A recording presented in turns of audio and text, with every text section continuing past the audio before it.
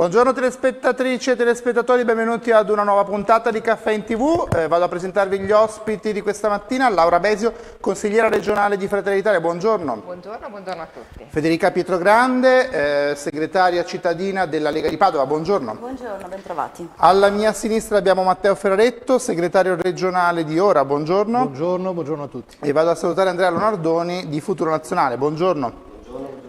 Abbiamo in collegamento Piero Fassino, già ministro degli esteri. Buongiorno Fassino. Buongiorno. Allora, nelle ultime ore abbiamo visto la crisi a Ceuta, anche a Melilla, migliaia di migranti stanno arrivando in Spagna. Cosa sta accadendo, onorevole? Sta accadendo in Spagna quello che spesso accade nel Mediterraneo, e cioè c'è una pressione demografica molto forte di flussi migratori che puntano, diciamo, a cercare condizioni di vita dignitose in Europa. Naturalmente è un problema che si pone oggi, si è posto in Grecia qualche anno fa, si è posto in Italia qualche anno fa, oggi si pone in Spagna e richiede una capacità di gestione dei flussi migratori che non si risolve semplicemente con dei muri, ma con una capacità di governare questi flussi e al tempo stesso di affrontare il tema dello sviluppo di questi paesi, perché è abbastanza evidente che fino a che non si creino condizioni di crescita e di sviluppo dignitose in questi paesi, la gente li cercherà altrove. L'unica cosa che non si può spiegare a una persona, dovunque sia nato e qualsiasi sia il colore della sua pelle, è che se sta male va bene così. No, se sta male o lo aiuti a star meglio o cercherà di star meglio da solo. E il problema vero che l'Europa, e non soltanto l'Europa, il mondo ricco deve vedere è che c'è un enorme problema di distribuzione della ricchezza e di creare le condizioni di vita dignitose, anche perché oggi non ce le ha. E questo è il tema, diciamo, non semplice a risolvere, ma il tema è questo, che non si risolve semplicemente alzando i muri, non si risolve dicendo quelli che vengono qui li mandiamo a casa, perché poi quando li mandi a casa li mandi in un posto dove non si vive e quindi tenderanno nuovamente a venire via. Quindi bisogna essere capaci di vedere il fenomeno e affrontarlo con saggezza e intelligenza e lungimiranza. Cosa pensa della dichiarazione del governo Meloni che sembra voglia addirittura sospendere Schengen? Che sono tutte, come dire, posizioni secondo me sbagliate, per lisciare il pelo a un'opinione pubblica che è preoccupata, e la preoccupazione la capisco, ma non è alzando i muri, non è mandando a casa la gente, non è negando il problema. Se lei ha una malattia, non è che facendo finta di non averla guarisce. Questo è il tema. Allora, io credo che bisogna avere la capacità di vedere che c'è un problema grosso come la casa, che non riguarda l'Italia o la Spagna, riguarda il rapporto tra, e non da oggi, il nord ricco del mondo e il sud del mondo, che richiede un riequilibrio nella distribuzione della ricchezza. O lo fai, o no. Per esempio, i soldi che noi impieghiamo in Italia per diciamo, gestire l'accoglienza degli immigrati, perché non ne usiamo una parte per creare in questi paesi delle scuole di formazione che consentano di formare forza lavoro che poi può venire nel nostro paese sulla base di possibilità di occupazione? Confindustria, non io. Confindustria dice che in questo momento in Italia ci sono quasi 600.000 posti di lavoro che sono inevasi dal punto di vista dell'occupazione per mancanza di offerta di lavoro corrispondente. Allora, ci poniamo il problema di dare una risposta. Diciamo che è un'integrazione che sì, se ne parla da anni, ma difficilmente si riesce poi ad attuare perché si insegue spesso l'opinione pubblica. Nel frattempo a Gaza Hamas dichiara di essere pronta a deporre le armi. Secondo lei è la volta buona? Speriamo. Hamas dichiara di essere pronta a deporre le armi, chiedendo come contropartita che Israele ritiri le sue presenze militari nella striscia. Apparentemente è, diciamo, ragionevole. Bisogna vedere cosa significa il dopo. Perché se Israele si ritira, Hamas depone le armi, poi nella striscia di Gaza cosa succede? Hamas accetta un mutamento nella vita di Gaza a partire dal fatto che prende la gestione della striscia il comitato costituito di personalità indipendenti che è stato incaricato di farlo e che fino ad oggi non ha potuto farlo, oppure semplicemente Hamas chiede che Israele se ne vada e dal giorno dopo riprende la sua attività. Questo è un punto non risolto che va sciolto. Comunque, che dichiari che è disposto a deporre le armi, a restituire le armi, è importante, bisogna subito andare a una verifica e, se è vero, mettere in campo quello che è necessario per concretizzarlo. E in merito invece al missile russo che è caduto in Polonia ieri, viene quasi da domandarsi: dobbiamo avere più paura dei migranti a Ceuta o dei missili che arrivano dentro l'Unione Europea? Anche lì il problema non è avere paura, è gestire una situazione. Ora, la Russia fino ad oggi non ha manifestato una volontà di un accordo che metta fine alla guerra in Ucraina, o meno. La Russia pone una sola condizione, ne pone tanti, ma una che per loro è dirimente: dateci il Donbass. Ora, francamente, diventa complicato spiegare agli ucraini aggrediti che per fare la pace bisogna cedere una parte del loro paese a chi li ha aggrediti e li ha invasi. E la ragione che Putin invoca dicendo: ma il Donbass in altri tempi era parte della Russia, non è un argomento, perché anche il Lombardo-Veneto per 100 anni è stato parte dell'impero asburgico e dell'Austria. Non è che se l'Austria oggi viene da noi e ci dice: siccome qui il Lombardo-Veneto era asburgico, lo voglio, e noi gli risponderemo di no. E quindi bisogna sapere che la Russia pone una questione assolutamente non accettabile. Non è che si modifica la configurazione di un paese, i suoi confini, il suo assetto territoriale sulla base di una pretesa. Questo e fino ad oggi la Russia ha posto questa questione, e ogni volta che gli si spiega che non può essere così, bisogna trovare una soluzione diversa. La risposta è l'incremento delle operazioni militari, l'incremento dei bombardamenti. Ancora l'altra notte su Kiev e sulle città ucraine c'è stato un ferocissimo bombardamento che colpisce non solo infrastrutture militari, colpisce ospedali, colpisce case, abitazioni. Io sono stato a Kiev recentemente e ho visto le case civili sventrate dai bombardamenti, dove abita della gente, non sono i soldati. Quindi questo è un problema molto serio. Se la Russia non cambia posizione, diventa difficile trovare un accordo. Grazie onorevole Fassino di essere stato con noi, buona giornata, buon lavoro. Grazie a voi. Allora, Laura Besio, consigliera di Fratelli d'Italia, emergenza umanitaria a Ceuta, l'abbiamo visto anche tante volte a Lampedusa e nelle nostre isole. Cosa sta accadendo? Abbiamo sempre detto che era un'emergenza europea, adesso vogliamo chiudere le frontiere? Sì, allora sicuramente le immagini che ci giungono da Ceuta dimostrano ancora una volta quanto il tema migratorio debba essere affrontato con responsabilità, con serietà, ma anche con una visione europea condivisa. Quindi non si tratta di, alzare muri o di coprirsi gli occhi, si tratta proprio di agire anche con pragmatismo, franchezza e buonsenso.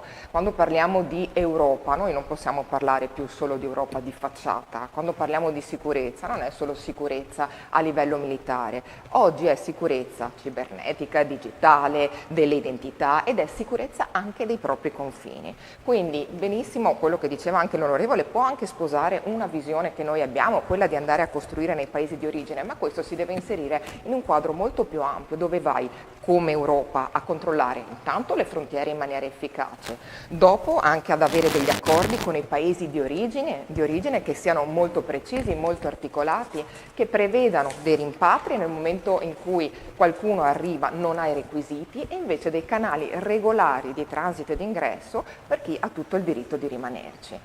Perché io credo che se salvare delle vite umane sia un dovere morale, umano, giuridico, dall'altro lato comunque salvare anche, tutelare, salvaguardare i propri confini e governare anche i flussi migratori sia un dovere dello Stato, e queste due cose possono benissimo andare d'accordo. Allora, Ferraretto, ormai siamo quasi a 20 morti, 700 minori arrivati in queste ore, quindi una crisi che dal 2021 non si registrava in Spagna, però ci hanno sempre detto che arrivavano tutti in Italia, sembra di no. Sì, però io credo che dobbiamo cominciare anche a chiamare le cose con il loro nome, perché mi pare che la politica si sia un po' abituata ad utilizzare la parola immigrazione come una sorta di manganello, no? Da utilizzare perché fa rumore, perché fa paura, perché fa consenso. Questa non è una crisi migratoria, questa è una crisi politica tra la Spagna e il Marocco. Io ho letto molte cose da ieri sera a questa mattina, no? Fioccano anche su internet discorsi del tipo ecco la penisola iberica invasa, ecco l'Europa invasa, ma noi abbiamo capito che Ceuta è in Africa, cioè noi abbiamo capito che è territorio spagnolo ma che è oltre lo stretto del Gibilterra, quindi queste non sono persone che sono entrate sul continente europeo e oddio chissà dove vanno adesso, queste sono persone che stanno là e che il governo spagnolo è perfettamente in grado di gestire. Ha già attivato la Guardia Civile, ha già attivato l'esercito, quindi è contenuto. E tu citavi che è già successo in passato, no? 5 anni fa è successa la stessa cosa, con il doppio, il triplo, adesso le stime le stanno ancora facendo, con il doppio, il triplo delle persone che sono entrate, proprio perché il governo marocchino usa la sua popolazione e diciamo così, il rilassamento dei controlli alla frontiera per fare pressione sul governo spagnolo. Perché? Perché il governo marocchino vuole indietro quel pezzo di territorio, quindi chiamiamo le cose con il loro nome, non diciamo sempre invasione, oddio mamma arrivano i turchi, no? Quindi non è un tema legato all'invasione e possiamo dire che il governo anche in questo caso non ha perso l'occasione di fare una bruttissima figura dicendo chiudiamo Schengen, ma ci rendiamo conto di che cosa stiamo parlando? Il ministro Tajani, il ministro degli esteri, che dice siamo pronti a sospendere Schengen quando questa gente, lo ripeto, è in Africa. Ecco, io credo che forse qualcuno dovrebbe andare da Tajani e spiegargli un po' la geografia. Non solo Tajani, anche Salvini ha detto chiudiamo Schengen, è emergenza, emergenza, emergenza. Pietro Grande, se ci avessero chiuso Schengen gli altri paesi europei quando noi avevamo ingressi massicci di migranti, cosa avremmo risposto agli altri paesi europei? Quello che hanno fatto, cioè di fatto l'Italia si è trovata in questa situazione di grave e incontrollata immigrazione, che ne dica il collega, questo è il fatto, e quando era l'Italia in queste condizioni cosa ha fatto il governo Renzi? Grande pensata, è andato in Europa a trattare di avere del denaro in cambio dell'accoglienza dei migranti, per non disperderli in giro per tutta l'Europa. Questo è stato l'accordo, non è che me lo invento, è storia. Quindi che cosa significa questo? Che al di là di tutte quelle affermazioni di buonismo del salottiero della sinistra che parla e predica l'accoglienza indiscriminata, di fatto il problema di persone che sono non identificate, non identificabili, senza documenti e senza probabilmente il titolo per essere entrati nel paese, non va bene a nessun paese europeo. Quindi la Spagna, io sono come dire, lieta che la Spagna si confronti in questo momento con questa emergenza, perché fino all'altro giorno il presidente spagnolo applaudiva all'immigrazione, diceva che l'Italia era un paese terribile di fascisti e disgraziati che escludevano tutti, mentre la Spagna era generosa ed accogliente. Benissimo, ben venga, che dimostri oggi come è facile gestire, perché è facile per Fassino dire no, ma noi il fenomeno non dobbiamo criminalizzarlo, dobbiamo gestirlo. E come lo gestite? Datemi dei suggerimenti concreti, perché è bellissimo riempirsi la bocca di grandi parole e buone intenzioni, poi di fatto bisogna concretizzarle, bisogna tradurle in azioni concrete, non in slogan. Allora che cosa si dice? Nel 2021, visto che c'è un precedente, come l'ha gestito la Spagna? La Spagna li ha rimandati indietro quasi tutti gli adulti, perché ha un accordo bilaterale, perché giustamente, come diceva prima la collega, servono gli accordi bilaterali, li ha mandati indietro quasi tutti. Quindi questa è la soluzione. Rimandarli a casa, qual è la grande accoglienza? Non facciamo retorica, però parliamo delle soluzioni. Lo capisci che sei ipocrita. Da una parte dici no, vabbè, ma noi dobbiamo accoglierli, dall'altra dici che se ne tornino a casa loro. Detto. Allora dobbiamo prendere una posizione. Fassino era collegato. Io non ho mai detto dobbiamo accogliere tutti. No, però tu hai detto è un falso problema. Allora chiediamo ad un esponente, scusate, andiamo a chiedere a un esponente del partito di Fassino che è Lorenzo Pacini. Buongiorno, Partito Democratico. Lorenzo. Buongiorno. Stiamo parlando di Ceuta, crisi umanitaria. Che idea si è fatto, Pacini? Che siamo un continente ridicolo da 400 milioni di persone, tra le prime forze economiche di questo mondo, che di fronte a 1500 persone invoca un'invasione e una crisi umanitaria di proporzioni bibliche. Faccio presente che il governo di questo paese, quindi l'Italia, il governo di Giorgia Meloni, ha decretato 500.000 ingressi quest'anno nel paese tramite il decreto flussi, quindi stiamo parlando di qualcosa di semplicemente ridicolo. Il problema è che all'interno di queste enclavi che si trovano sul continente africano, perché poi è Spagna, ma all'interno del continente africano, anche questa cosa andrebbe detta quando si parla di geografia, e che siamo totalmente impreparati come Europa a gestire anche semplici momenti come questi che fanno parte della quotidianità di un qualsiasi continente, qualsiasi stato. A un certo punto arrivano delle persone che arrivano da qualche altro paese. La migrazione esiste da quando esiste l'umanità. Allora, adesso dalla regia chiedo se è pronto il video, che vediamo appunto le immagini di ieri da Ceuta degli arrivi dei migranti.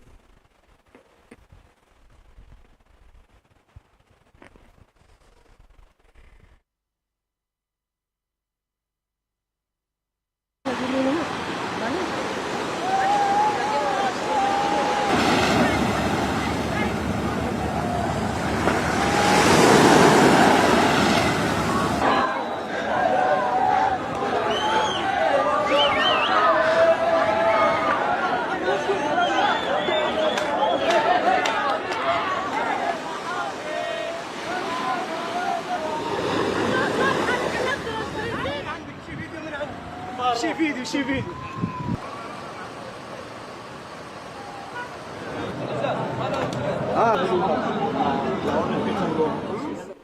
Insomma, Leonardoni, sono immagini che abbiamo visto anche a Lampedusa, non è che sono nuove per noi. E come diceva appunto Pacini, il governo Meloni però ha fatto 500.000 ingressi regolari. Nel 2025 in Spagna sono arrivati 36.770 migranti, in Italia 66.000. È meglio il modello Sanchez o il modello Meloni? Beh, oddio, secondo me la responsabilità del modello Sanchez è abbastanza visibile in queste scene che abbiamo appena visto, perché comunque è una politica dove è stata proposta un'apertura abbastanza leggera ai permessi di soggiorno, che probabilmente poi corrispondono anche alla possibilità di voto, quindi all'apertura dell'entrata, e quindi questo comporta che poi già in Marocco ci sono delle tensioni molto importanti, perché comunque lo Stato sta vivendo da diversi anni, la monarchia sta vivendo da diversi anni delle problematiche, ed è normale che quando un leader propone fa delle affermazioni del genere, poi si scatenano questi fenomeni perché sono persone che sono in difficoltà e quindi cercano in ogni modo di arrivare nella comunità europea. Quindi è vero che è un'enclave spagnola sul territorio marocchino, però ha una dimensione europea ed è molto importante del tema per cui stiamo dibattendo, ma c'è la sovranità del popolo spagnolo che controlla quell'area, quindi ci sono delle responsabilità sia nella gestione e nel controllo di quel territorio, ma anche nelle dichiarazioni che si fanno, perché poi è vero che probabilmente ci sono storicamente queste situazioni che si ripetono nel tempo anche per questioni legate al principio del fatto che sia un territorio marocchino, le contestazioni eccetera. Però dopo andare a fare, bisogna sempre molto stare attenti quando come leader si fanno certe dichiarazioni, perché poi succede quelle scene che abbiamo visto dove muoiono persone e diventa un problema molto più ampio di quello. Quindi anche Meloni ha sbagliato a fare la regolamentazione dei 500.000 immigrati? Meloni non è che abbia sbagliato del tutto, ovviamente l'Italia cerca di fare il massimo possibile con solidarietà e di supporto per evitare che vi siano meno morti possibili nel Mar Mediterraneo. È chiaro che la nostra posizione di futuro nazionale poi sposta il tema su anche un altro obiettivo, diciamo un altro punto che spesso al di fuori dell'accoglienza, del senso di solidarietà non viene tante volte non viene raccontato, ma anzi ormai è un bollettino di guerra, tutti i giorni lo vediamo, il fatto che queste persone vengono, hanno difficoltà culturali a integrarsi, probabilmente manca un sistema di integrazione migliore, diciamo, manca un sistema di integrazione che possa garantire, ma le stesse culture hanno un po' mostrato difficoltà ad integrarsi, e però i dati ormai oggettivi e concreti sono che questa popolazione, che ad oggi è il 9%, commette il 50% dei reati. Laura Besio, però appunto i rimpatri sono con il contagocce, tra i 3.200 e i 5.000 nel 2025, questo è il punto. Sì, allora io intanto sono rimasta un po' basita, diciamo, dalla nonchalance con cui anche il collega in collegamento ha declassato questo accadimento come un qualcosa di normalissimo, naturalissimo. A me non sembra assolutamente naturale e trovo anche consapevole, indice anche di responsabilità, che siamo qui a parlarne, che un governo prenda posizione, che si cerchi di capire anche il nostro ruolo all'interno di un'Europa di cui ci riempiamo tutti la bocca e dopo in realtà poi quando si tratta di gestire i problemi ognuno a casa sua. Il problema. Detto questo, non mi sembra che queste persone, per come abbiamo visto le immagini, scappino dalla guerra. Quindi c'è anche un secondo tema, distinguere poi chi realmente ha bisogno. Penso alla Polonia, perché in Polonia per esempio riescono a gestire questi ingressi, invece lì non riescono. Perché c'è evidentemente un orientamento che stabilisce che bisogna focalizzarsi. Perché la Polonia non è in Ma non Africa. è un discorso di Africa. Scusa. Che fino all'altro giorno è inutile che ci fate i maestrini per sapere se siamo in Marocco o meno, neanche Hormuz sapevamo dov'era, adesso ci riempiamo tutti la bocca. Il tema è politico. Diciamo tutti che la sicurezza non è né di destra né di sinistra, ma certo concettualmente questo va bene, è evidente. Dopodiché le scelte della politica si basano sulle delle azioni e le azioni si fanno su delle visioni. La visione del centrodestra per quanto riguarda il tema migratorio ha una certa direzione, che è questa: entri se hai la possibilità, se hai i requisiti, anche se hai bisogno, perché l'Italia è uno Stato che accoglie e sa essere generoso con chi arriva, ma ha i requisiti per farlo, altrimenti è un'offesa anche nei confronti di tutti quei cittadini per bene stranieri che si sono integrati con regolarità. Allora, vorrei vedere il volto di questa donna, perché Salvini ha detto che non c'erano donne e bambini. Vediamo che questa donna che è arrivata ieri a nuoto, perché parliamo di 5 km a nuoto, farà una giovane atleta, pallavolista e calciatrice, convocata più volte alle selezioni nazionali del suo paese, per cercare un futuro diverso. Ha nuotato 5 km, è arrivata, rideva, sorrideva, ha alzato la mano in segno di vittoria, come se avesse conquistato la sua medaglia. Racconta il coraggio di chi rischia tutto per possibilità, di chi affronta il freddo, le correnti, la paura e persino la morte, pur di immaginare una vita diversa. La storia di Farah non è l'unica, nello stesso mare ci sono bambini, famiglie giovani e ci sono anche persone che non sono mai arrivate. Negli ultimi giorni tra i 1.500 e 2.000 persone hanno percorso quei 5 chilometri. La storia di Farah ci ricorda che a volte il viaggio più difficile è essere visti come esseri umani. Questo è Riccardo Maggi, segretario di Più Europa. Fabrizio. Mi pare che noi stiamo oscillando tra due estremi che fanno fatica un po' a leggere la situazione. Da un lato la sinistra che dice ma sì, poveretti, accogliamo tutti, e in qualche modo nega il problema, quando il problema in realtà è reale, no?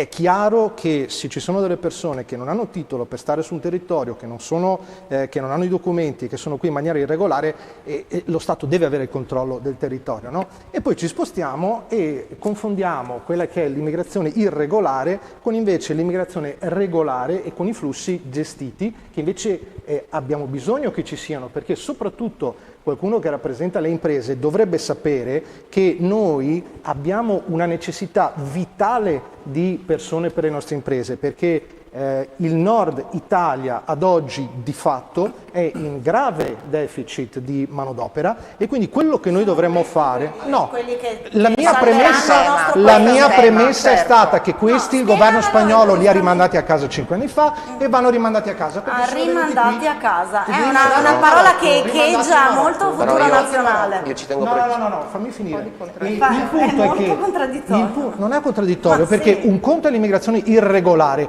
ed è un tema anche legato alla sicurezza. Invece l'immigrazione regolare, i quasi 9% della popolazione italiana che sono immigrati, che stanno qui, che vivono qui, che lavorano, che pagano le tasse, non è la posizione della Lega adesso perché ci sono loro che vi spingono, ma fino all'altro ieri era anche la vostra posizione. Se l'ha appena detto che la Meloni ha fatto 500.000 flussi regolari, ma è la posizione ovviamente del governo. Sì, con un sistema che non funziona, con il sistema del cortesemente. che non funziona. Cerchiamo di fare dei ragionamenti guarda che io però cerchiamo di fare dei ragionamenti sensati, perché altrimenti chiacchieriamo per niente. Esistono allora, dei... Pietro Grande, poi Pietro Grande. Allora, io chiedo di rimanere un po' sul tema perché altrimenti utilizziamo slogan a caso, no? Allora, prima si è detto che grande colpa del governo è di utilizzare i flussi regolari, adesso grande colpa del governo è di non confondere. No, la posizione è unica ed è sempre stata quella della Lega, di Fratelli d'Italia, del centrodestra in generale, e cioè chi entra in Italia lo deve fare seguendo le regole per entrare nel territorio italiano e quindi utilizzando i flussi. Sono stati ampliati esattamente e benissimo proprio per venire incontro alle esigenze dell'imprenditoria che ha bisogno di effettivamente manovalanza che in Italia non trova più, perché questo lo fate rendendo questo è il problema. difficilissimo alle imprese importare lavoratori. Farmi terminare un concetto perché altrimenti tu prima, chiacchierando così parliamo del niente, altrimenti lavoriamo inutilmente. Volevo un attimo allora, Leonardoni, però Vannacci non ne vuole sapere neanche né dei decreti di flussi, parla addirittura di reimmigrazione. Sì, allora, io intanto volevo rispondere a due affermazioni fatte. Io non ho parlato apposta prima di immigrati irregolari o regolari, perché infatti nessuno sta contestando chi è qua in Italia, lavora regolarmente, paga le tasse, si comporta bene, rispetta le nostre leggi. Qui nessuno discute questo, stiamo parlando che sul territorio italiano ci sono degli irregolari, questo è un altro tema. Punto. Prima sul discorso del flusso migranti, che del decreto migranti e flusso migranti, ho citato semplicemente che tutto sommato in effetti non ha fatto male perché c'è anche un problema umanitario, però comunque è andata anche ad andare a cercare, lo capiamo benissimo il governo, che c'è una necessità dalla parte degli imprenditori di manodopera. Da un altro canto dico questa manodopera va formata dopo, vero?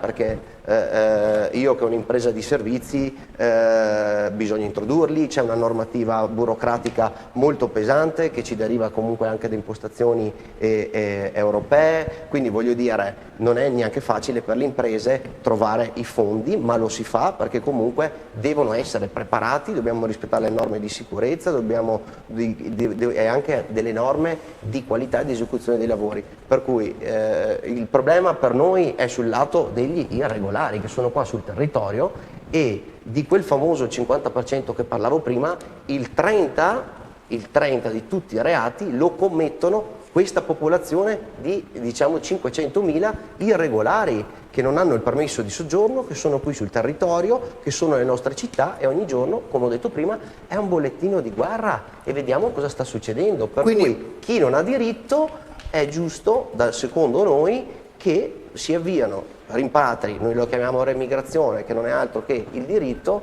di tutelare il popolo autoctono, la nostra popolazione, che non mi pare che sia incostituzionale, e quindi di intervenire su questo numero spropositato di irregolari che si stanno dimostrando con tutti i fatti concreti di cronaca che vediamo. Pacini, sugli irregolari che non si riescono a rimpatriare? Capito che cosa vuole fare di diverso rispetto a quello che già propone la Lega, Forza Italia, Fratelli d'Italia o questo governo.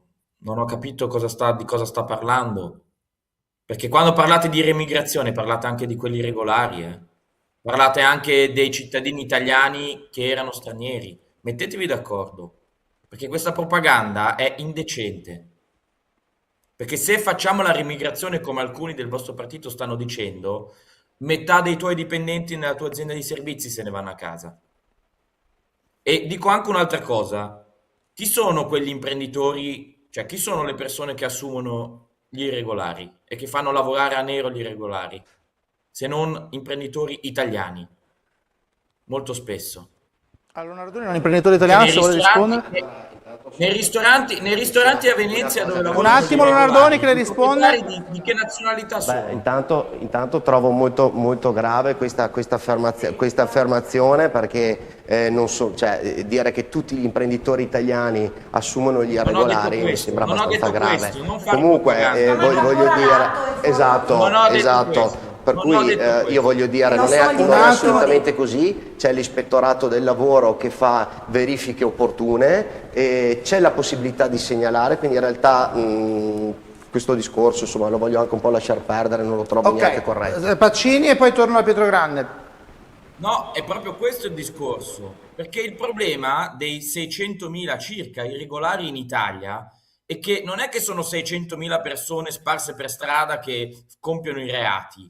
La percentuale di irregolari che compie reati è molto piccola, perché tutti gli altri irregolari lavorano nei ristoranti, nei servizi, nelle fabbriche, nei cantieri, stanno già lavorando. Il problema è che non si possono regolarizzare. Perché? Perché ci sono delle leggi assurde che impediscono questa cosa qui, e ci sono degli imprenditori italiani e stranieri, non tutti gli imprenditori, ma ci sono degli imprenditori italiani e stranieri che fanno lavorare in nero gli irregolari. Perché li fanno lavorare in nero? Perché gli conviene, perché un irregolare costa meno, perché non ha diritti. E questo è il punto. Per cui l'immigrazione irregolare serve agli imprenditori disonesti di questo paese che sfruttano i lavoratori. Allora, Laura Besio, Pietrogrande, prego Besio, poi Pietrogrande, dai. Io volevo dire soltanto questo, intanto che stranamente sono d'accordo per una piccolissima considerazione con il Partito Democratico, cioè quando dice che non si capisce esattamente Futuro Nazionale come pensa di fare una remigrazione se non con gli accordi con i paesi di origine, che è quello che sta facendo la Meloni. Quindi non è che voi arriverete e con la bacchetta magica di tornano tutti a casa loro, primo. Secondo invece, e questo credo che sia veramente molto grave, il collega del Partito Democratico parla di caporalato e confonde le associazioni mafiose che prendono i braccianti e li utilizzano come manodopera di basso livello, pagandoli neanche €1 l'ora per raccogliere arance e pomodori, con gli imprenditori del nord-est produttivo che in realtà invece mandano avanti il nostro paese. Sono cose molto diverse, attenzione a non confonderle, perché se lei domani mattina nella sua azienda di qualunque regione del nord-est, perché sono quelle che conosco, poi le altre non lo so, assume un irregolare, si ricordi che dopo neanche 10 ore si ritrova l'ispettorato del lavoro, i sindacati. Adesso Alberto, tu hai sempre frequentato questo tipo di comunità e sei perfettamente al corrente che non è possibile, io non posso domani mattina avere il bracciante. Pacini, rapido che vado da Besio. Ma evidentemente, mi scusi, non sa di cosa parla, perché il caporalato non è solo quello delle campagne dei pomodori della Puglia, il caporalato è anche nei ristoranti di Venezia e anche nei cantieri di Treviso. Allora, Laura Besio, un attimo fermi, abbiamo Laura Besio che è veneziana, sentiamo Laura Besio. Allora, io rifuggo sempre dalle generalizzazioni, non mi sentirete mai dire che tutti i governi di sinistra hanno sempre fatto male, sono brutti e cattivi e tutti quelli di destra tutti bravi. Quindi questa mania di gettare l'ombra del sospetto, a prescindere, e purtroppo appartiene a un certo tipo di orientamento, sull'imprenditore, come se fosse il tossico, il nocivo, ci fosse una dietrologia, per cui ha fatto i soldi sicuramente facendo qualcosa che non va bene, perché questo passa, intendiamoci, con quel ragionamento che lei ha fatto, è gravissimo, è di una bassezza veramente da cui prendo le distanze, e a Venezia siamo abituati, ahimè. Detto questo, è lo stesso tipo di approccio che si è utilizzato per esempio quando abbiamo cercato di fare cose semplicemente di buon senso, cioè il decreto per esempio anti-maranza, ok? Dice oggi che anche un ragazzino che ha 15 anni, se fa qualcosa di male, un reato, può andare in carcere. Ora, ho sentito alcuni esponenti dire che, guardate, attenzione, che anche i vostri figli, per colpa di questa signora qui, che sarebbe la Premier, e questo provvedimento, potrebbero andare in carcere. È incredibile. Ma è incredibile, dice anche certo e non si vergogna. Ma allora le cose sono due: o credete che i magistrati buttino in carcere anche persone innocenti, il che stride un po' tra l'altro con la grande battaglia che avete fatto contro il referendum, oppure credete che normalmente tutti i figli degli italiani siano dei delinquenti. Ditemelo. I vostri figli No, sono... ma scusi, ma lei manca di... Ma scusi, però la logica funziona secondo delle regole un pochino diverse. Allora, i figli degli italiani possono compiere dei reati anche da minorenni o no? Perfetto. Allora, se un figlio di un italiano compie un reato, la differenza di un italiano, è in che generale. non è più presunta l'incapacità, ok? Semplicemente viene dedotta a prescindere. Esattamente come un Naturale maggiorenne. la cosa, ma scusi, lei fa parte di un orientamento non è così, per cui a però. 16 anni riteniamo che siano capaci di cambiare sesso e a 16 anni non sono No, capaci di fare un reato con i coltelli. Mi Ma allora scusi, mettetevi però- d'accordo, è scusi, assurdo. però Abbiamo si ribaltato possono la dire- narrazione. Fino all'altro non si giorno possono il dire giudice cose stabiliva false. che fossero a 15 anni incapaci di intendere e di volere, e Non tu si dovevi possono invece dire cose dimostrare che eri il false. contrario. La differenza- Oggi mettiamo in mezzo la responsabilità e non l'incapacità, e se invece sono Scusi. incapaci di intendere e di volere lo dimostreranno e le cose proseguiranno No, ma in questo lei- senso. Mi insomma- sembra normale, come quello che è accaduto contro le forze dell'ordine, anche qui vergognosi. Siamo stati noi di Fratelli d'Italia che abbiamo inserito una norma per cui finalmente gli agenti non vengono introdotti d'ufficio automaticamente e sistematicamente Guardi. come indagati, ma semmai Guardi, se la siete giustizia Allora, accetterà le Pacini, poi vado da responsabilità Fabio. li indagheranno.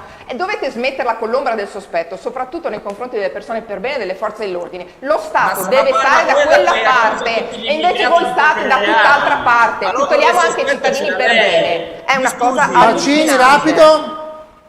Allora, qui gli unici che hanno l'ombra del sospetto è questo governo di destra che appena vede un nero pensa che abbia compiuto un reato. E Sonia, siete lei, voi se ce lo sta mettendo in bocca siete voi veri fascisti. No. Ma Lo per dite piacere, voi. questo Lo dite- spauracchio lo del dite voi. fascismo. Però scusi, no, non le ho dato del fascista, non le ho dato della fascista. Io Perché penso con che la, voi siete con la semplicemente dialettica siete incapaci. bravissimi.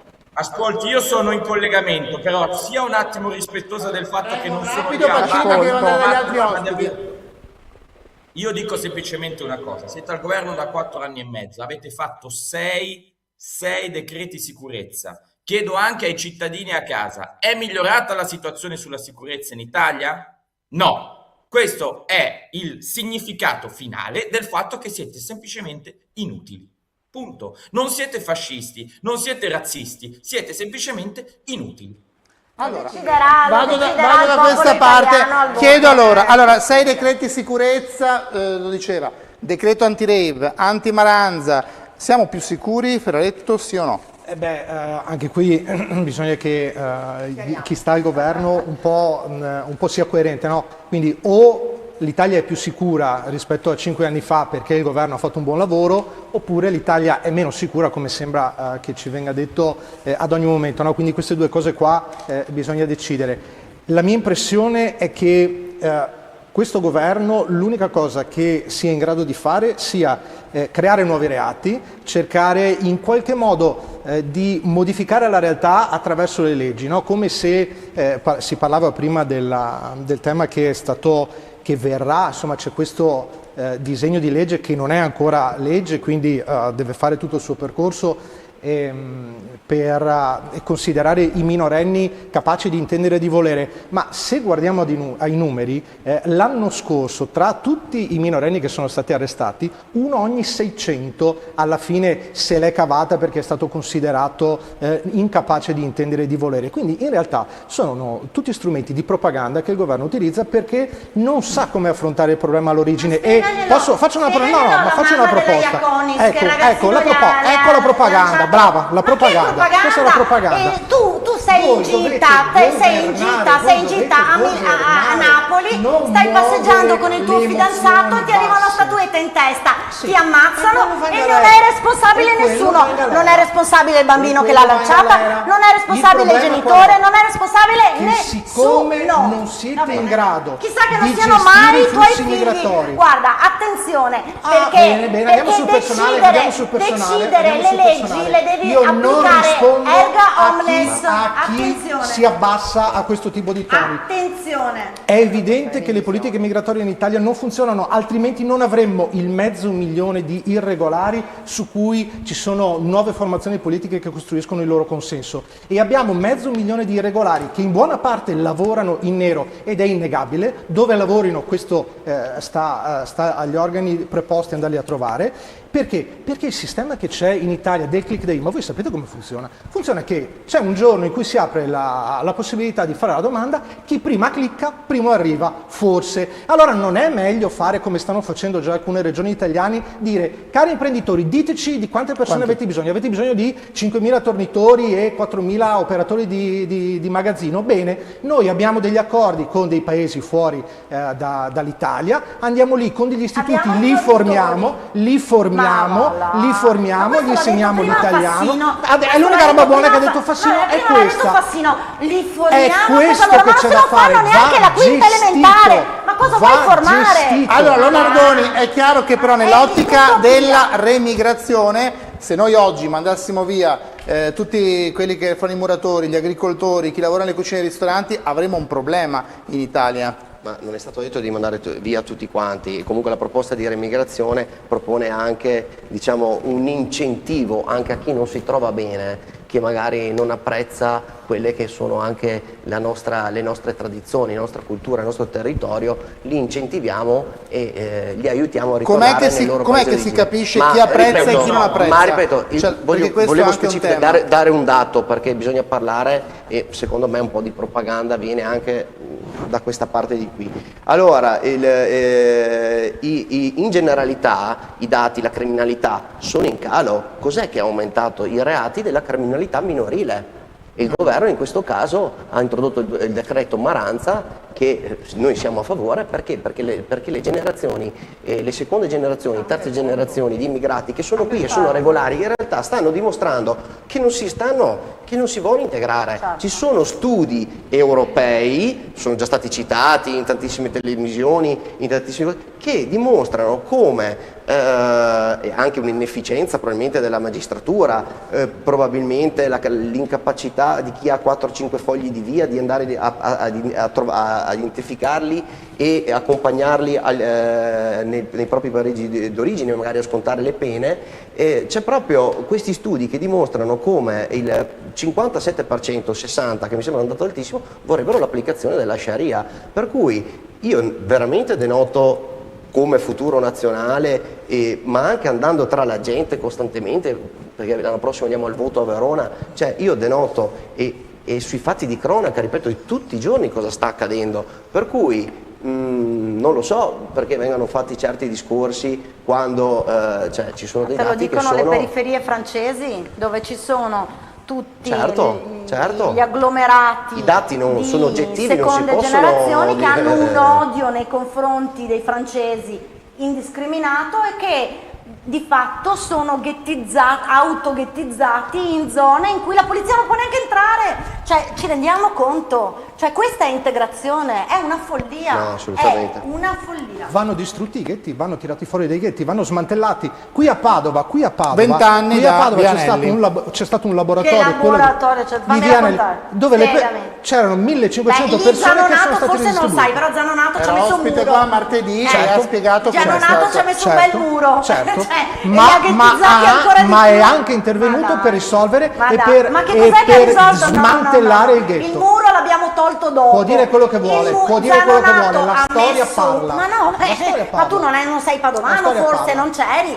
Zanonato ha storia messo parla. il muro è rimasto lì 10 anni. Poi finalmente la gente si è resa conto che forse non è che possiamo si è far risolto da solo il sparire problema. le persone bidi bibù come vorrebbero tutti, perché se le Quindi chiudi per la dentro un Lega i muro problemi si comunque ci risolvono sono. da soli, va bene. No, Insomma, è stato- Pacini, però i muri di Ceuta li abbiamo visti, ormai non reggono più e neanche risolve il il problema. blocco navale. Pacini, le migrazioni sono fenomeni non emergenziali e probabilmente continueranno, nonostante i muri, la gente è disposta anche a buttarsi in acqua e fare 5 km a nuoto.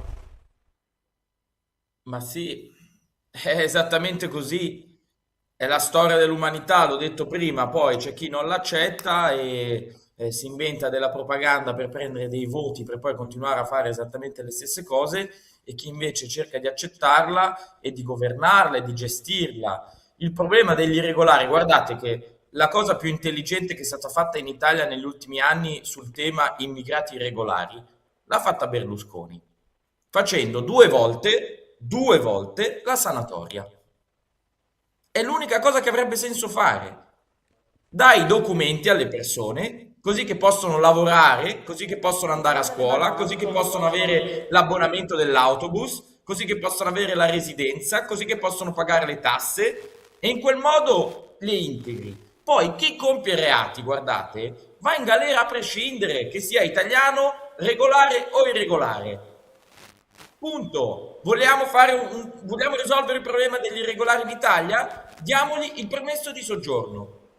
Così fanno esattamente le stesse cose che fanno Ma oggi che e cosa non dici? legale. Così Da diciamo parte a tutti che in Italia bisogna arrivare con i barconi, a nuoto, in bicicletta. Cioè, che segnale vuoi dare tu di questo paese? Aspetta, Ma è una stiamo follia, parlando delle è persone una che sono C'è un problema follia. di sovraffollamento delle carceri. Le persone sono tanto già li mettiamo qua. tutti in carcere. Cioè, ma che Queste dice? persone sono già qui. Io non lo so. Siccome non li potete mandare via, perché Lo non stiamo siete stati facendo. via per 4 anni. Tu lo dici, lo stiamo facendo. Quindi sono è stato- dati- Allora, lo stanno facendo Pietro Grande, Maroni, Cancelleri, Alfano, Minniti, Salvini, Piantedosi sono i nomi dei ministri degli interni che hanno gestito Quanti sono l'immigrazione di e la destra sicurezza questi? Sono in di Italia negli destra. ultimi 20 anni. Uno del PD, tutti gli altri sono insomma prevalentemente di centrodestra. perfetto. Cosa non ha funzionato in 20 anni? Quello che non ha funzionato è che quando Salvini stava governando l'immigrazione al Ministero dell'Interno è stato indagato, gli è stato tolto il ruolo ed è stato impedito il processo che stava mettendo in atto. Giusto o sbagliato che fosse, Chi gli ha tolto il perdonatemi, ruolo? ma era un governo regolarmente eletto, con un ministro regolarmente incaricato che stava adempiendo le sue funzioni. Dopodiché la sinistra, che come sempre non accetta quando perde le elezioni, e mi dispiace per loro ma ne avranno altri 5 anni, ha deciso che bisognava indagare Salvini per togliergli quel grande mezzo e strumento che stava utilizzando. E quindi da quel momento in poi le cose sono cambiate radicalmente. Però al di là delle azioni concrete di Salvini, secondo me quello che ha funzionato in quel periodo era l'azione di deterrente. Cioè, quando io ti dico che se tu vieni in Italia illegalmente, io comunque non ti faccio entrare, giusto o sbagliato che sia, lasciamo perdere le valutazioni giuridiche, trasmetto ai migranti il fatto che in Italia è meglio scegliere un altro paese. Dopodiché tu mi dirai, abbiamo risolto il problema? No. Però noi dobbiamo, ognuno di noi, visto che l'Europa non riesce a funzionare come insieme di paesi, ogni paese sta cercando di fare il possibile. E quello che noi stiamo cercando di fare è di dire: volete entrare in Italia? Benissimo, vi diamo tanti posti. Perché l'hai detto prima, il governo Meloni ha dato tanti posti per i flussi regolari. Cosa significa questo? Significa che siamo assolutamente consapevoli che la manodopera è necessaria e può servire, ma con i flussi Tu dici, io ho questa qualifica, posso fare questo, entrerò e andrò a lavorare da Tizio Caio Sempronio. Cioè è esattamente quello che deve succedere. Allora, un attimo, faccio una domanda, posso fare una domanda? Allora, nel 2023 150.000 sbarchi, 2024-2025 66.000, il blocco navale non c'è stato, nel frattempo tra il 2024 e il 2025 270.000 italiani hanno lasciato l'Italia. È un'emergenza sì o no? 270.000 italiani hanno lasciato l'Italia, ricordiamo tutti i giovani, molti dei quali laureati, cioè gente che sta andando a creare benessere altrove. Fa parte però questo problema, che è un grandissimo problema, fa parte dello stesso problema di cui accennavi prima, cioè quei ministri che tu citavi prima, è vero che erano per la maggior parte di centrodestra, però metà di quei governi erano sostenuti dal PD. Noi abbiamo da un lato la sinistra, il PD, che ce lo sta dimostrando oggi, il problema non esiste, regolarizziamo gli irregolari, no? Come dire, facciamo i condoni, cioè sono scappati i buoi, ma sì, ormai, e non si parla di andare a risolvere i problemi a monte. Cioè perché noi non abbiamo mai visto in questi 20 anni dei governi che tolgono un po' di burocrazia dalla gestione, dal lavoro d'ufficio della polizia, per permettere ai poliziotti che stanno in ufficio e sono oberati di pratiche burocratiche inutili di stare sul territorio a presidiare il territorio? Perché non abbiamo nessun governo negli ultimi 20 anni che affronta il problema della giustizia, della lunghezza dei processi e quindi permette di garantire la deterrenza di cui parla lei, che è quello lo strumento, ma quella si ottiene facendo in modo che i processi siano veloci e siano giusti? Perché noi non vediamo nessun governo che va a toccare questo? Perché è complicato, perché nessuno vuole andare a toccare pezzi di del proprio elettorato che insorgerebbe nel momento in cui si cambiassero le cose. Il problema è che l'Italia è un paese che la politica non è in grado di riformare e quindi i giovani scappano perché non hanno futuro. Allora, vorrei un attimo ribattere il concetto, scusi. Vengo un attimo. Pacini, arrivo subito, prego. I giovani scappano perché sono sottopagati. I giovani scappano per questo, non perché non ci sono le riforme. Dai. Allora, i giovani, anche qui si stanno facendo, adesso guardo un po' il collegamento e un po' il collega. Prego, c'è un po' di propaganda. In Italia c'è un grosso problema. Noi abbiamo oltre 1000 contratti collettivi nazionali del lavoro che vengono applicati e moltissimi non hanno punti sul welfare, perché non sono punti, diciamo, non hanno una sorta di anche di progressivo aumento salariale. E questi, e purtroppo, cosa succede? Che avendo tutti i contratti di riferimento sono, adesso non voglio dire un dato, ma faccio un esempio per dire, cioè non sono i settori principali, sono 20, 30, non è possibile che ci siano 1000 CCNL e molti pirata non firmati dalle sigle datoriali e sindacali. Perché poi cosa succede? Che un imprenditore anche della PMI che magari si fida anche del consulente del lavoro piuttosto che del commercialista, vede un'applicazione di un contratto che poi non riporta in realtà adeguate tutele dei lavoratori e non è uno dei più rappresentativi, perché i più rappresentativi, che sono quelli che il governo in questo caso hanno spiegato molto bene, sono quelli che vanno applicati, e quindi io suggerirei di spingere su questi contratti perché sono quelli che garantiscono le maggiori tutele a imprese e a lavoratori, garantendo welfare, i famosi secondi pilastri della sanità italiana, perché sappiamo che la sanità italiana è in difficoltà. E i secondi pilastri riguardano i fondi sanitari, i fondi pensionistici, che ormai stiamo vedendo sono sempre più necessari per integrare le necessità future di pensioni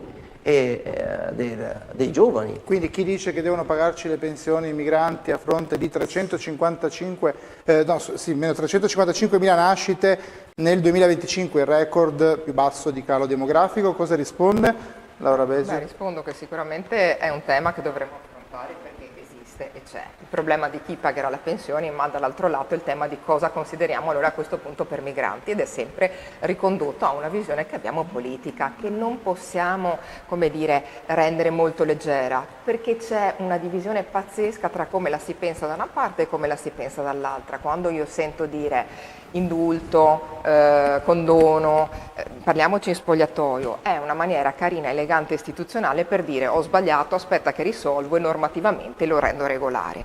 Però concettualmente, un po' quando parliamo di sovraffollamento delle carceri e tutti per il mea libera tutti, trovo che noi per esempio non siamo per il liberare tutti come se nulla fosse successo, perché lo troviamo, esattamente come facevo accenno anche negli altri ragionamenti, un insulto non solo per i cittadini per bene che sono persone oneste, ma anche per esempio per le vittime dei reati che quelle persone in carcere hanno condotto. Quindi anche lì giusta la domanda, legittima del collega, io cerco sempre di arricchirmi anche dalle provocazioni. Allora fate tanti provvedimenti sulla sicurezza, come mai però la sicurezza sembra non risolta, a parte il fatto che sono quei temi universali un po' come la sanità, che sembra mai risolta, ma in realtà cambia il mondo. Sulla sanità, faccio parte della 5ª commissione in regione, abbiamo l'invecchiamento attivo, delle nuove patologie, i giovani che hanno un disagio, cioè tutte cose che fino a 20 anni fa non esistevano. Sono stata anche presidente di una casa di riposo, è cambiato il mondo, quindi deve adeguarsi anche lo strumento.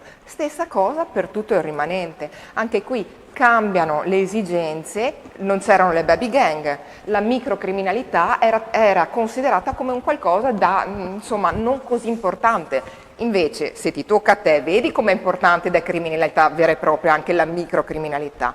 E abbiamo introdotto tutta una serie di riforme che non si derubricano solamente per esempio allo svuotacarceri dell'altro giorno.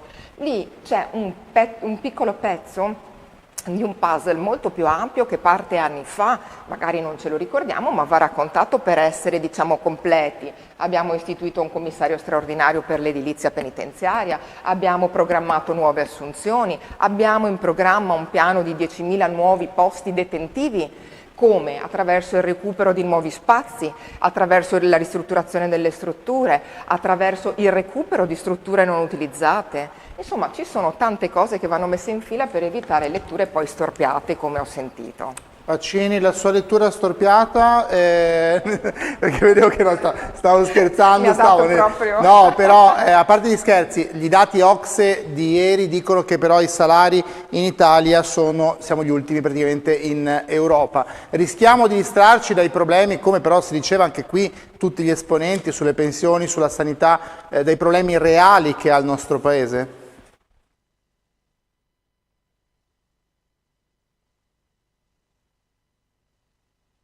Il microfono, Baccini. Prego. Stiamo parlando di 1500 persone che arrivano in un continente da 400 milioni, stiamo parlando di Maranza come se fosse il problema numero 1 di questo paese, e sono tutte armi di distrazione di massa di un governo che deve parlare di sicurezza perché su tutto il resto non sa cosa dire, non sa cosa fare, ma è evidente che è così. Poi d'estate ancora di più, perché bisogna trovare appunto dei modi per distrarre gli italiani dal fatto che la benzina sta a 2 euro al litro nei giorni in cui gli italiani devono andare in vacanza.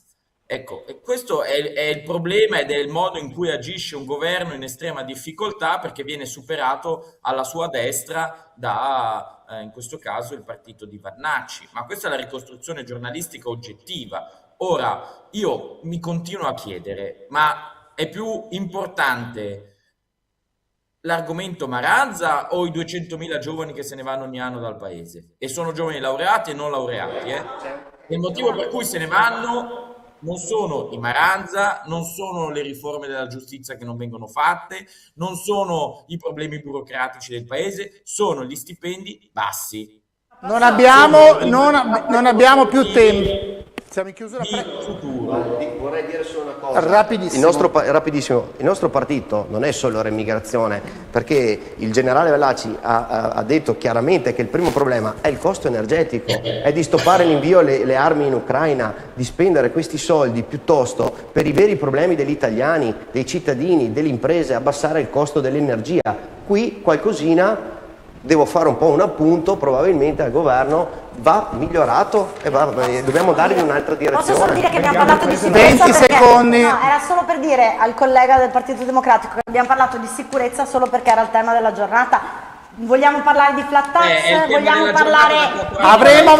Avremo modo di parlarne, ci fermiamo qualche settimana di vacanza, ci vediamo a settembre qui su Prima Free. Ringrazio Laura Besio di essere stata con noi, Grazie. Federica Pietrogrande, Andrea Lunardoni, Matteo Ferraretto e Lorenzo Pacini. Ci vediamo a settembre, restate con noi su Prima Free, buona giornata.